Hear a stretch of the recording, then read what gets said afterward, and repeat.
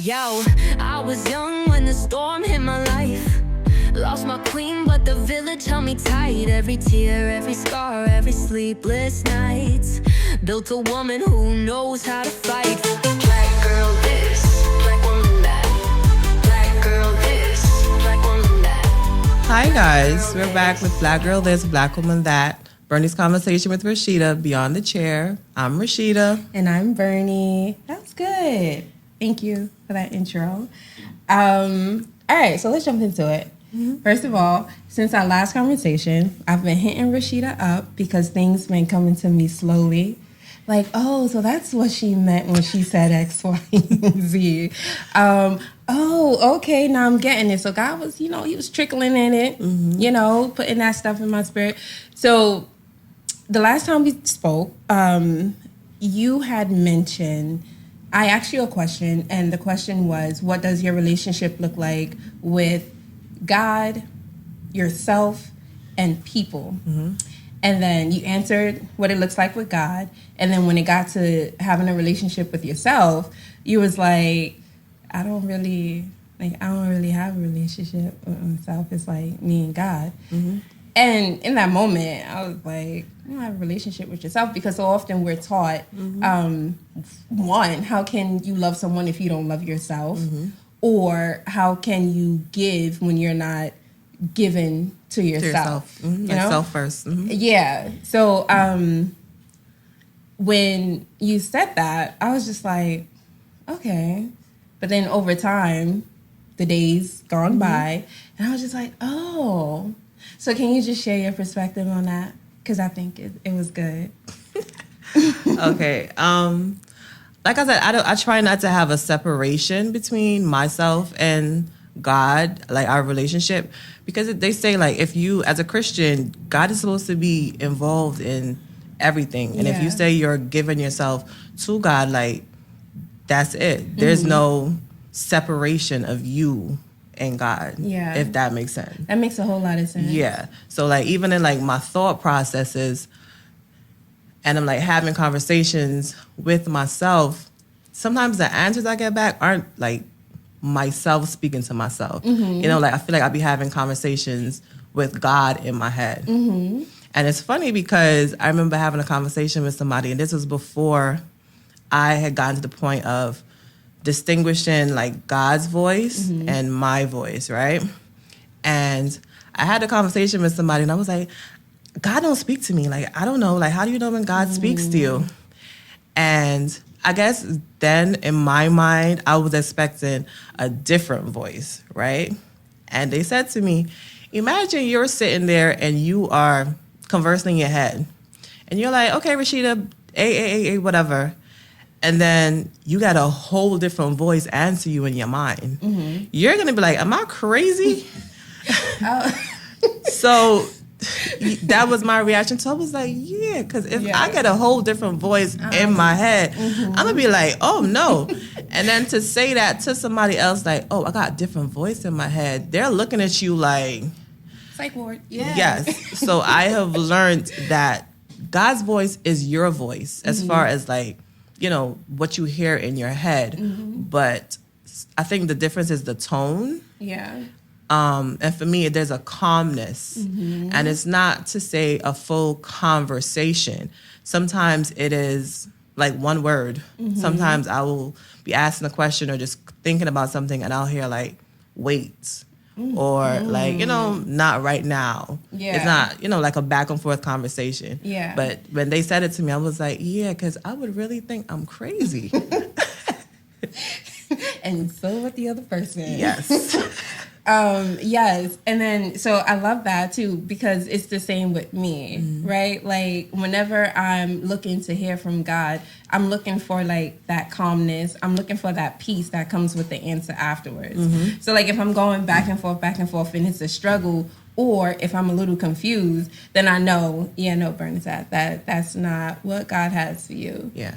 I think another thing I learned is also, even when you ask, you have to... Because, okay, you're asking as a conversation. Like you said, sometimes you're going back and forth in your mind. God can't speak through the back and forth. So even if like how we're having a conversation here right now, so if like I'm having a conversation with God, I have to give him a chance to speak. Yeah. You know, so sometimes we kind of like jump the gun on that and we're like, well, this God, and God is like, well, you're not letting me speak. Yeah. So yeah. It is so funny you mentioned that, because I was reading my word and I was reading up on the fruits of the spirit, right? Okay. And so one of the fruits is patience. And it's not so much the will to wait, it's what we're doing while we're waiting. yes. And so and so like you brought it back to a really good point, because it's like we're asking God for things, but then we're constantly going back to him instead of giving him that time to answer back. To work it out, yeah. Yeah. So yes, with you sharing that, another thing that sparked a thought in my mind was it's a little cheesy, but how we love other people. And how God intended on us to love other people. So like there should be no separation, right? Like God calls us to love people and to treat people according to the way he treats and loves us, right? And so you saying there shouldn't really be a separation kind of brings me back to the thought of him expressing his love to us and us. I'm trying to find my word. What am I? I think you're trying to say like we like human beings were made to glorify God, right? And a part of that glorifying God is to live a life that kind of the way he wants us to live it. Yes. So that's a part of it. He's given us the example of this is how I love you. So you're supposed to love others like this. To say I'm giving you grace, you're supposed to give others grace. Yes. I'm giving, yeah. And then in that sense too, it kind of shifted my perspective on like the whole saying, I need to take care of me first before I kind of take care of somebody else. Because essentially it's like, God is like, no, I got you. And this is just me reflecting in the moment after. It's just like going back and revisiting our conversation. We're like, no, I got to take care of me first before I take care of other people. But God is like, I'm taking care of you so that you then can reflect what my care looks like to other people. And the same with like the whole saying with self-love is like God never commanded us to love ourselves. Yeah. The only commandment was for us to love our brothers and sisters because he's ultimately showing us what true love is. And then so we're the mirror to our brothers and sisters to show what his love looks like. Yeah. Because I feel like loving yourself, you're putting yourself in front of God. Girl. So it was, so that, I guess, that's why he said that. So with that, when did your mindset shift? Like, how did you get to that point? I think it was a conversation I had with someone where they said to me that we're supposed to seek God. And that conversation came about because I had said to them that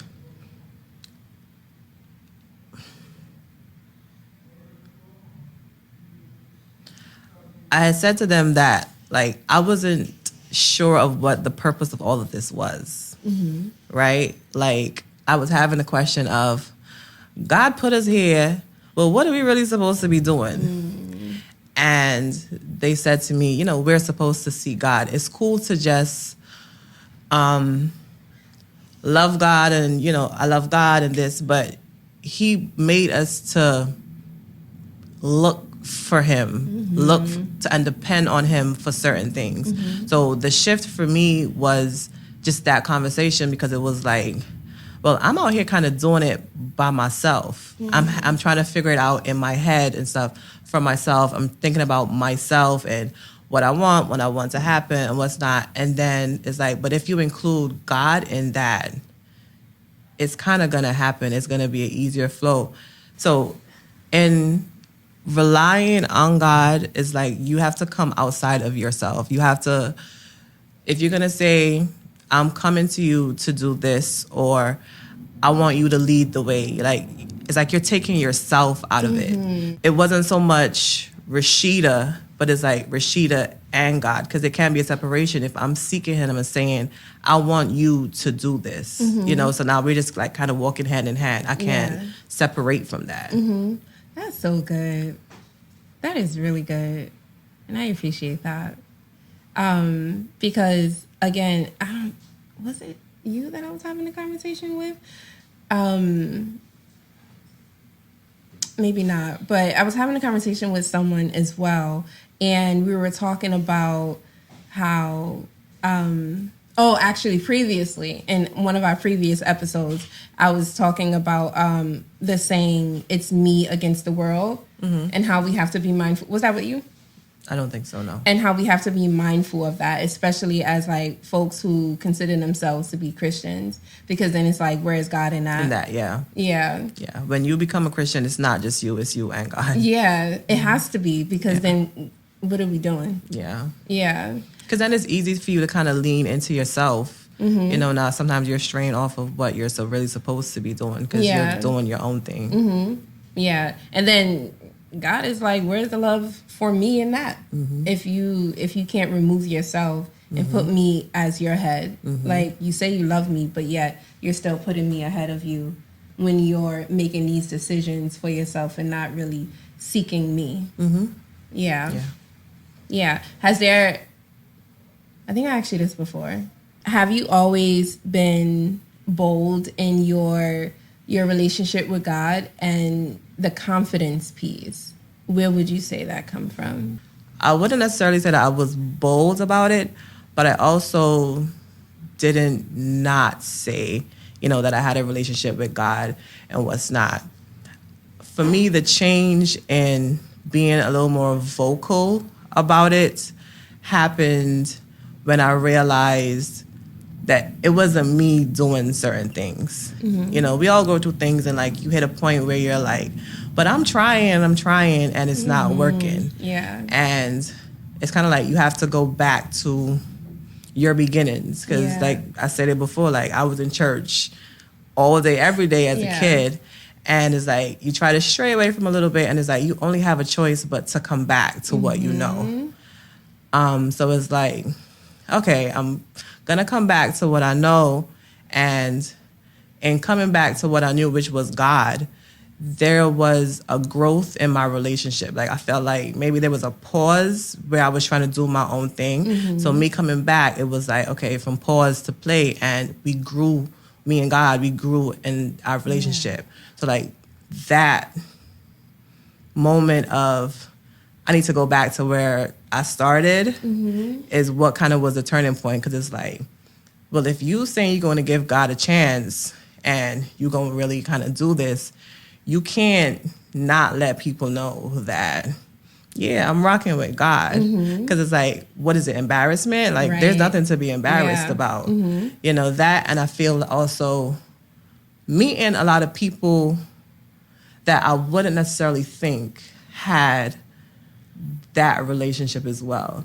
So it's kind of like, oh, it's okay to let people know I have this relationship. And then you never know what you're doing for them either. Yes. Right? Like, I think there was a time in my life where I had to realize I needed to go back to the very beginning, where I was not only introduced to God, but it was like a pure connection with him. And as I grew over time, then that's when I'm like, okay, this is me and God for real, and I'm gonna stay there. Where would you say your confidence come from in him? I think my confidence came from the fact that he always showed up. Yeah. Right. Like, even when I didn't think I needed him, like, he showed up. So it's like, kind of like he always gonna show up.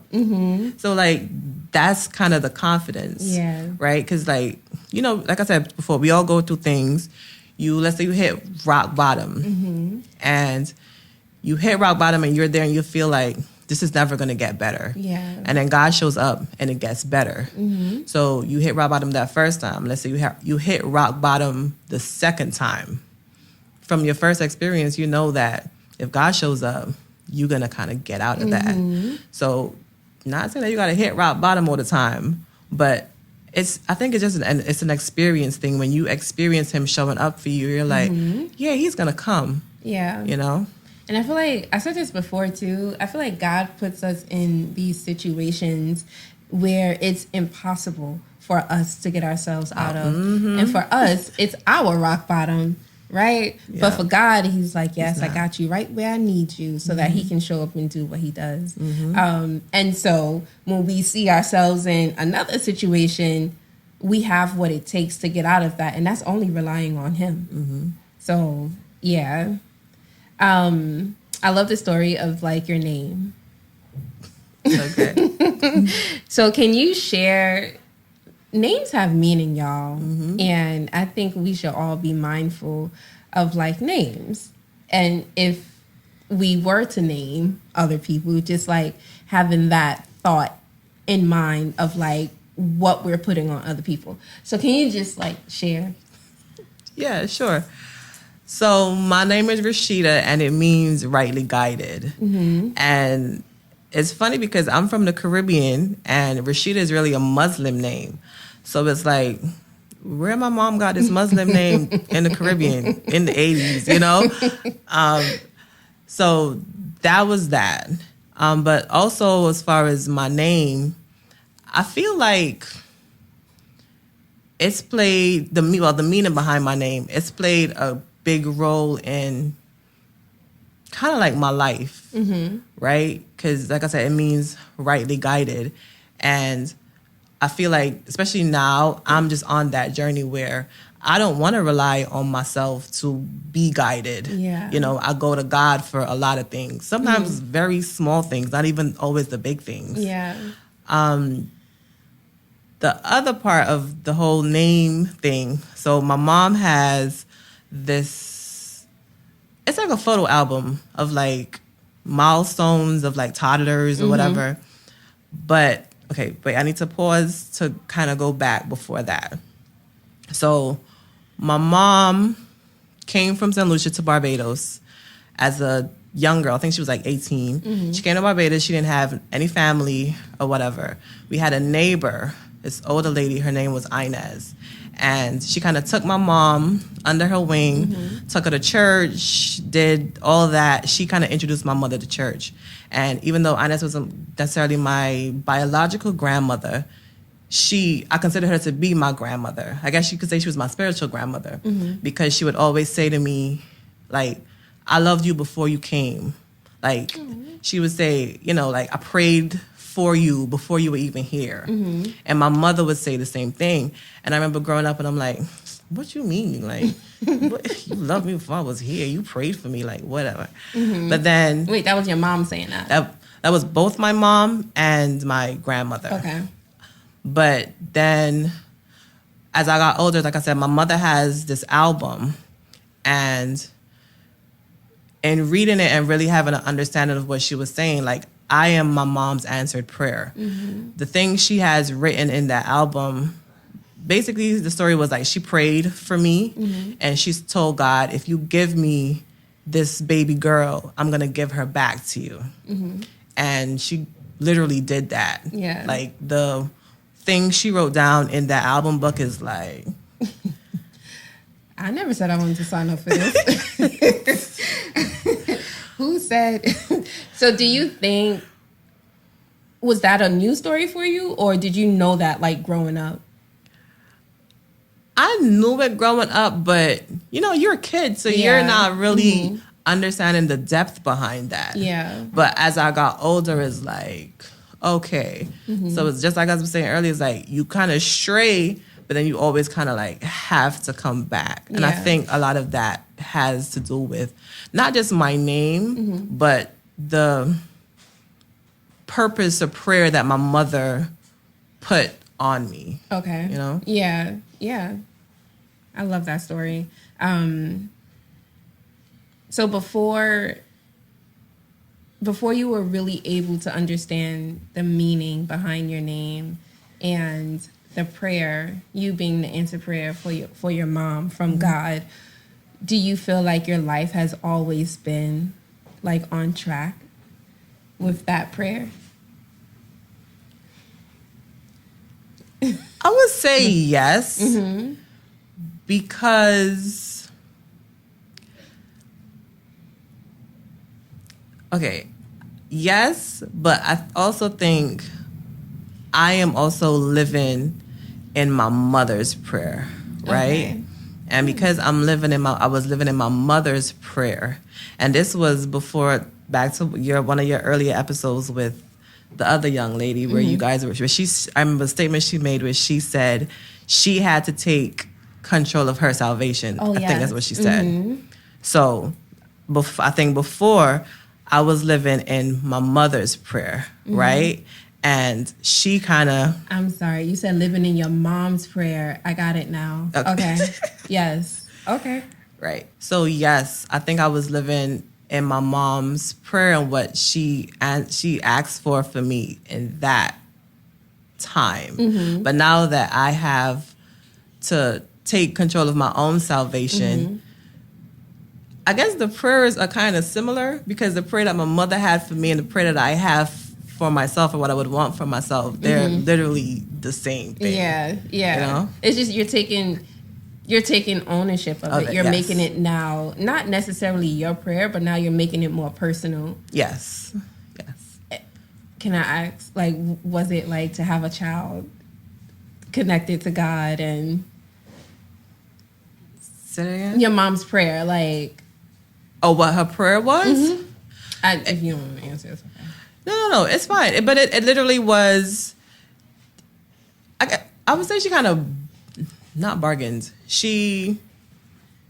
What is the word? She made a promise to God, like a covenant. Like if you give me this, God, I will. Yes. So Yeah. that's exactly what that was. She was like, if you give me this, I'm gonna give you that, and she just honored her. Yep. Like I said, she gave me back to God. Amen. Shout out to mom. And I guess that just goes back to us talking about, like you said before, taking ownership of your salvation and how important that is. Because, yeah, while mom's prayer was a child connected to God, what good is your prayers if you're not connected to God? So, yeah. Another thing that stuck out to me in our conversation was when you mentioned that you go about life the way you do because you want to make it into heaven, from responding to people, from the relationships you build, from just like your thought process, all of that, because you want to make it into heaven. And I chuckled because in that moment, I'm like, we all do. But then I thought about it a little more. And I was like, that makes sense, because us getting into heaven, one, relies on our faith, but it also goes back to how we see God and how he shows up in our lives.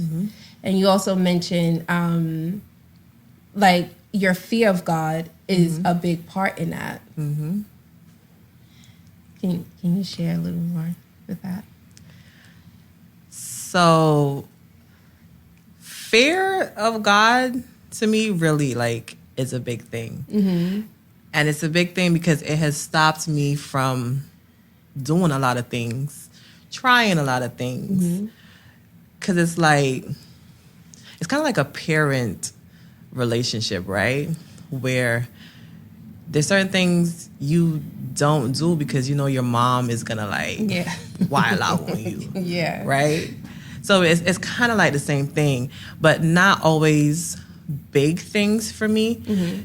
So, okay, like, we are told to, you know, we're supposed to praise God. We're supposed to be kind to other people. We're supposed to do the bigger things. But that fear of God, for me, also is in the smaller things and, like, my thought process. Because sometimes it's not always in your actions, right? Sometimes we have thoughts. So when I was younger, I was very revengeful. I was going to get my lick back. But I had to learn that you're going to be, like, judged for that. You have to, you're gonna be held accountable for literally every single thing. Yeah. Not only what you do, but also your thoughts, also your intentions. Sometimes, you know, like I said, the smaller things, the things that we don't think about. Yeah. Like for me, sometimes in my mind, like I think about things and I'm like, Rasheda, you can't think that. Yeah. And just in that moment, I'm like, sorry, God. Like, not like in a funny way and not in like a joking way, like, but it's really like, I want to go to heaven. So if I get there and he's going through, you thought this, and I'm like, no, I can't. I did. So even in those small moments, I'm just like, you can't do that. Yeah. You know, like I said, the fear of God is something different for me. Yeah. And then another thing is too, like your perspective on, and it's crazy that we had this conversation right after we wrapped up season 1, because you have mentioned when we find ourselves like hitting rock bottom, but then like you knowing that the intention, God's intention behind it is always For our betterment. Yeah. Yeah. Because, you know, sometimes God, not that he does things, but sometimes he allows things to happen. One, so you can kind of see what is happening without him, and you going about your own, you're trying to do your own thing. He's like, okay, you want to do that? Go ahead and do it. So sometimes we find ourselves in places and we're like, this happened to me, and, you know, we're so distraught, but it isn't that God is like doing something to you. You're kind of doing it to yourself because you walked away from, you know, his will. Yeah. And that piece is important because I don't know about you, but it took me a while to get there because it was like, this is what I want and this is what I'm gonna do because I want. And so me wanting and doing what I wanted to do caused me to hit a lot of walls until I was just like, okay, I don't have any more in me to hit another wall. So I have no choice now but to rely on God to guide me around the walls, maybe redirect me another way so that I may not be hitting the wall, or giving me that armor so that when I do hit the wall, I'm still protected because I'm still relying on him. Yeah, you get a different option. Yeah. And that process in itself is not always easy. And trust and believe you will hit some walls, but you ain't got to hit that many. Just rely on him. Yeah, that's really up to you. You're going to hit as many walls as you need to hit. Exactly. Just rely on him for him to guide you. That's it. Black girl is